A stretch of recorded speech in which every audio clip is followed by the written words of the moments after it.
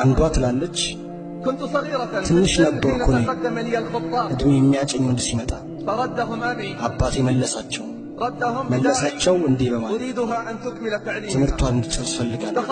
ጨረስኩ አለ። ስራ እስክጀምር ጠብቋል። አሁንም ለማጨት ይመጣሉ። አባቴ መልሳቸዋል። 30 ደረስኩ።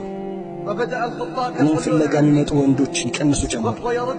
እሱ መልሳቸውን በማይሆን ምክንያት እንደውም ምናልባት እየመጡ እኔ ላላውቅ እስክችል ድረስ 40 እስኪደርስ ድረስ እድሜ 40 እስኪደርስ ድረስ ሰዓቷ መጣች።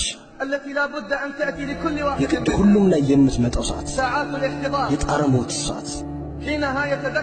ያኔ የሰው ልጅ ያስታውሳል ያሳለፈውንም ያስቀድመውን።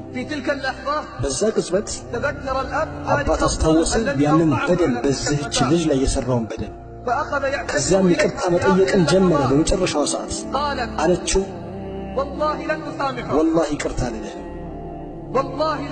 ወላሂ ይቅር አልልህም።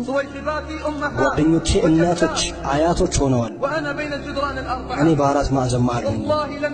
ወላሂ ይቅር አልልህም፣ ሙት ያለ ምህረት።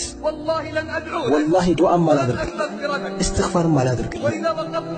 እኔ እናንተ አላህ ፊት በቆምን ጊዜ አላህ ፊት እከስሃለሁ፣ ከመብቴ ላይ መብት አሳጥተኸኛል።